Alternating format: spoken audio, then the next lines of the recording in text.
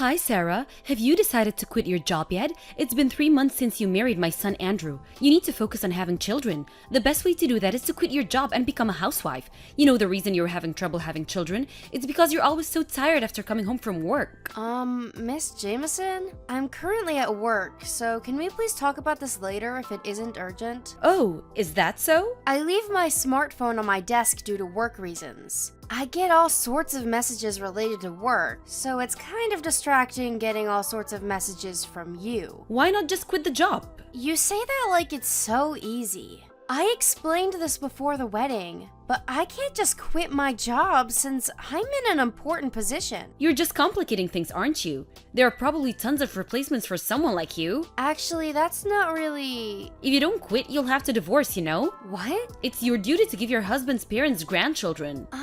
You've got it wrong. You see, I eventually want to have kids too, but I can't just quit my job.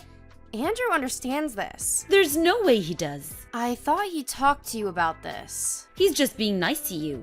That's not what he actually thinks. There's no way a child of mine would just forgive you being so selfish. Selfish?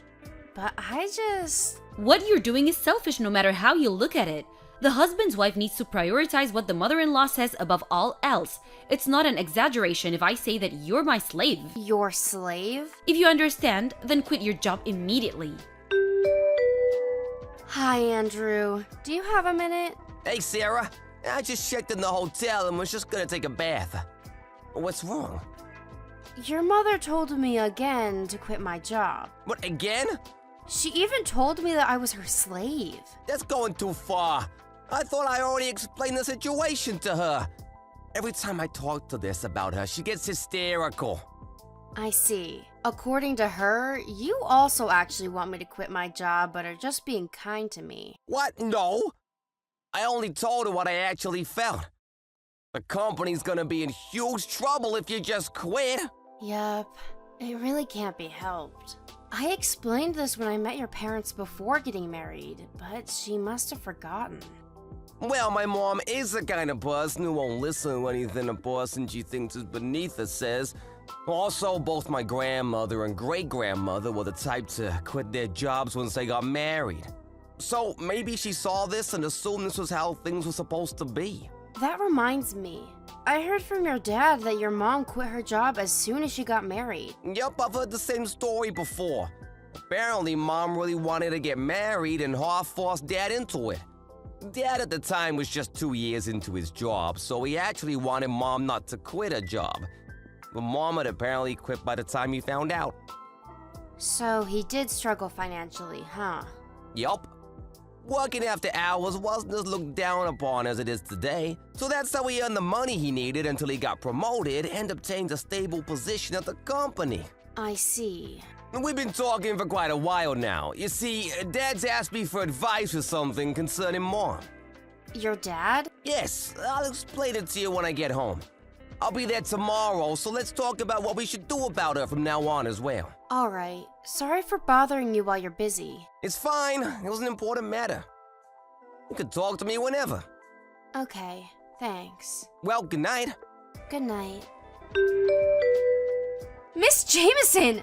What are you thinking, sending a letter of resignation in my name to the company I work at? Oh, hi Sarah. It's because you didn't seem to have the courage to quit by yourself, so I thought I would give you a push on the back. What do you mean I didn't have the courage? I have no intention of quitting the job I have now. But I already submitted the letter of resignation. You won't be able to stay at the company now, right? I should have done this all at the start. I wonder why I didn't think of it until now. Now I'm one step closer to being able to see my grandchildren, which means that you surrender and can't be mad anymore. Well, no.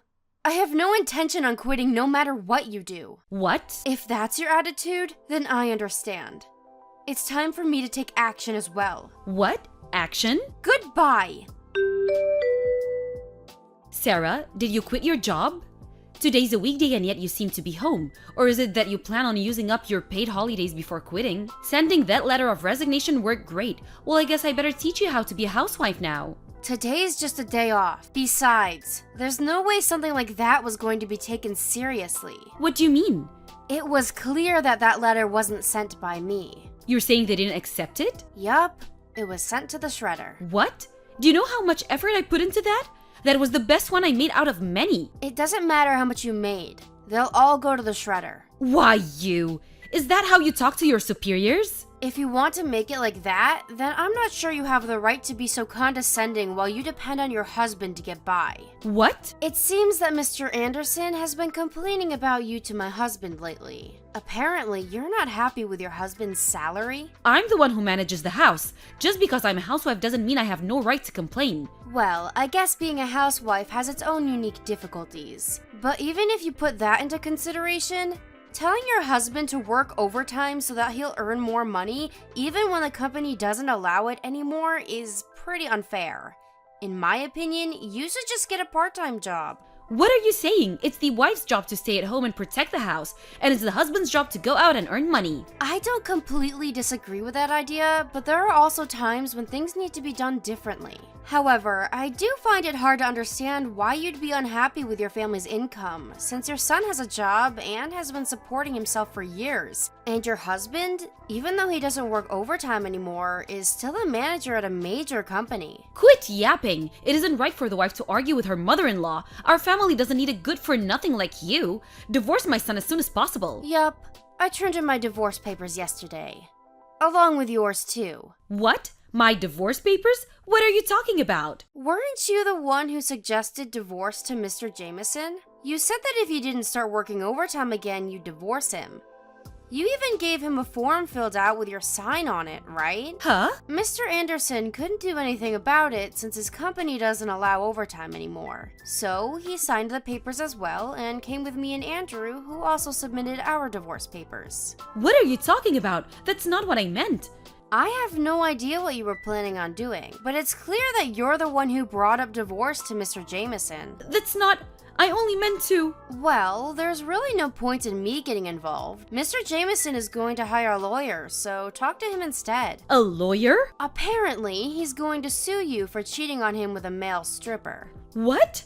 Is that why you wanted your husband to work overtime so much? No, that's not it. I'll give the phone to Andrew now. Andrew? Hi, Mom. Andrew, you're not just going to leave me, right? It seems that you divorced Sarah, so you'll be able to support me now that your father's divorced me, right? Let's get along from now on, okay? It's true that me and Sarah got divorced, but we got remarried right after. What? I just wanted to change my last name. What? What are you talking about? There's no way my child of mine would stick with such a useless bride. She's the kind of woman to send the letter of resignation I kindly sent for her to the shredder. About that, it's unacceptable for someone to send a letter of resignation in the name of someone else in the first place. But what are you thinking, sending the CEO's letter of resignation to the CEO? What? The CEO's letter of resignation to the CEO? I told you this already, but it seems either you weren't listening or you forgot already. What do you mean? You see, Sarah owns a company. What? She's the daughter of the former CEO of the company, and she inherited it a year before we got married. By the way, I work at a company, and Dad works at a client company. So the reason why she wouldn't quit her job, no matter how many times I told her, was... Her quitting the job would be the same as disintegrating the family. That would also mean that hundreds of people, including myself, would lose their jobs. It would impact the company Dad works at as well. Even then, you'd tell her to quit? But she's the CEO? Also, Sarah's pregnant now. Really? But we're not gonna let you meet the child. What? Andrew? I don't want to consider someone who insults my wife and cheats on Dad as my mother, which is why I'm cutting ties with you. Wait! Goodbye!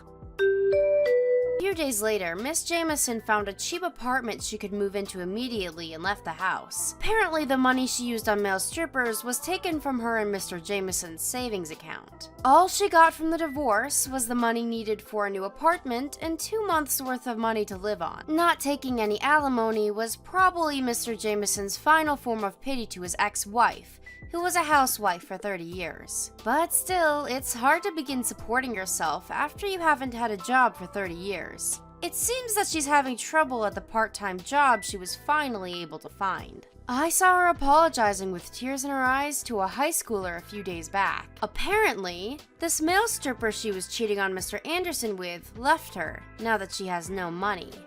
Sadly, she'll probably die alone. Thank you for watching. Please subscribe and hit the like button. See you next time!